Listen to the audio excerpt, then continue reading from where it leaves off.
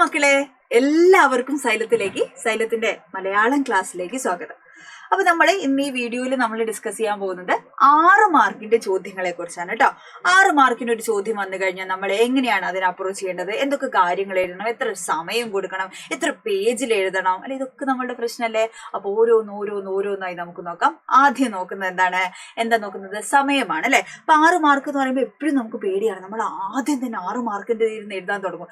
എഴുതി നമ്മൾ ചിലപ്പോൾ 1.5 മണിക്കൂർ അല്ലെ 3/4 മണിക്കൂർ, അരമണിക്കൂറൊക്കെ മാക്സിമം നമ്മൾ എന്തിനെടുക്കാറുണ്ട്, ഒരു എസ്സേ എഴുതാൻ എടുക്കും. അരമണിക്കൂർ ഒരു എസ്സേ എഴുതാൻ എടുത്താൽ നമുക്ക് ആകെ എത്രയേ ഉള്ളൂ, 90 മിനിറ്റ് നമുക്ക് സമയമുള്ളൂ. അപ്പൊ ആലോചിച്ച് നോക്കൂ, 30 മിനിറ്റ് നമ്മൾ എസ്സേ എഴുതാനിരിക്കുകയാണ്. അപ്പൊ 2 എസ്സേ ഉണ്ട് അല്ലെ, 6 മാർക്കാണ്.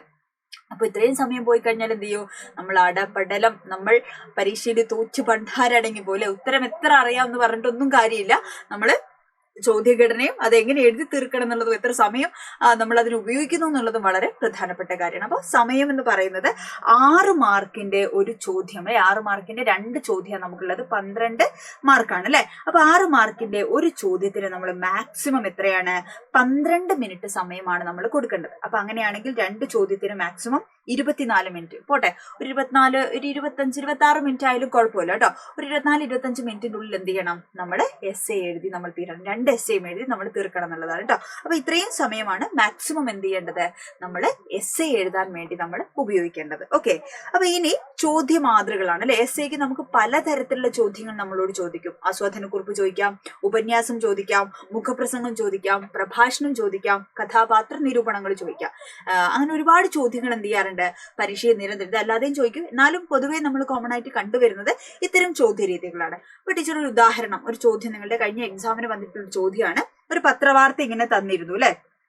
ചികിത്സയിലായിരിക്കെ മക്കൾ ഉപേക്ഷിച്ചു, വൃദ്ധ അഗതി മന്ദിരത്തിൽ അഭയം തേടി, മുഖം തുടച്ചുകൊടുത്ത് താങ്ങിയെടുത്ത് ഞാൻ വീൽചെയറിലേക്ക് അമ്മയെ ഇരുത്തി സാവധാനം ഉന്തി നടന്നു. നമുക്ക് പഠിക്കാനുള്ള ഒരു കഥയാണ് അല്ലെ. തഥാഗത തന്നിരിക്കുന്ന സൂചനകളും സമകാലിക സാഹചര്യങ്ങളും വിശകലനം ചെയ്ത് വാർദ്ധക്യത്തിലെ പരിഗണന ഔദാര്യമല്ല അവകാശമാണ് എന്ന വിഷയത്തിൽ മുഖപ്രസംഗം എഡിറ്റോറിയൽ തയ്യാറാക്കാനാണ് പറഞ്ഞിരിക്കുന്നത്.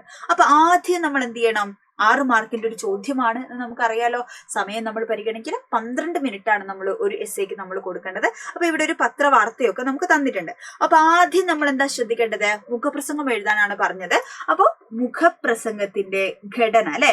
മുഖപ്രസംഗം എന്താണ്, മുഖപ്രസംഗം അല്ലെങ്കിൽ എഡിറ്റോറിയൽ എന്താണെന്ന് നമ്മൾ ആദ്യം പഠിക്കണം. ഒരു പത്രത്തിന്റെ കാഴ്ചപ്പാടിനെയാണ് നമ്മൾ എഡിറ്റോറിയൽ എന്ന് നമ്മൾ പഠിച്ചിട്ടുണ്ട് അല്ലെ. അതിന് ആമുഖം ഉണ്ടായിരിക്കണം, പ്രതിപാദ്യ വിഷയം ഉണ്ടായിരിക്കണം, കൺക്ലൂഷൻ ഉണ്ടായിരിക്കണം, ഖണ്ഡികകൾ തിരിച്ചിട്ടാണ് എഴുതേണ്ടത്. പ്രധാനപ്പെട്ട നമ്മുടെ സമകാലികമായിട്ടുള്ള വിഷയങ്ങളുമായിട്ടൊക്കെ കണക്ട് ചെയ്ത് എഴുതണം.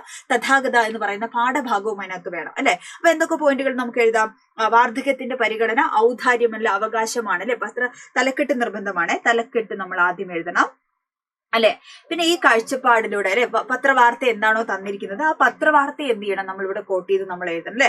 അപ്പൊ വാർദ്ധക്യത്തിന് രക്ഷിതാക്കൾ എന്താണ്, മക്കള് രക്ഷിതാക്കളെ സംരക്ഷിക്കണം അല്ലെ, നിർബന്ധമായിട്ട് ചെയ്യണം. കാരണം അവരുടെ ഒരു ആയുസിന്റെ അല്ലെ പകുതിയും അവർ ചെലവഴിക്കുന്നത് കുഞ്ഞുങ്ങൾക്ക് വേണ്ടിയാണ്. അപ്പൊ തീർച്ചയായിട്ടും അവര് വയ്യാതിരിക്കുന്ന സമയത്ത് അവരെ സംരക്ഷിക്കേണ്ട ഉത്തരവാദിത്വം തീർച്ചയായിട്ടും ആർക്കാണ്, കുട്ടികൾക്കാണ് എന്നുള്ളതാണ്. അപ്പൊ കടമ മറക്കുന്ന മക്കൾ വൃദ്ധരായിട്ടുള്ള രക്ഷിതാക്കളെ അഗതി മന്ദിരത്തിലോ മറ്റോ കൊണ്ടുവിടുന്ന സമകാലിക സാഹചര്യത്തിൽ ഏറ്റവും കൂടുതൽ ഉയർന്നു വന്നിരിക്കുന്ന എന്താണ്, നമ്മളുടെ വൃദ്ധസദനങ്ങളാണ്. അപ്പൊ അമ്മത്തൊട്ടിൽ എന്ന് പറയുന്ന ഒരു കവിതയുണ്ട്, റഫീഖ് അഹമ്മദ് എഴുതിയിരിക്കുന്നത് അല്ലെ. വൃദ്ധയായിട്ടുള്ള അമ്മേനെ ഉപേക്ഷിക്കാൻ കൊണ്ടുപോകുന്ന ഒരു മകനെ കുറിച്ചുള്ള ഒരു കവിതയാണ്. അപ്പൊ അത്തരം കവിതകളൊക്കെ വേണമെങ്കിൽ നിങ്ങൾക്ക് കോട്ട് ചെയ്ത് എഴുതാം. പത്രമാധ്യമങ്ങളിൽ നിങ്ങൾ കാണുന്ന വാർത്തകൾ വേണമെങ്കിൽ എഴുതാം കേട്ടോ.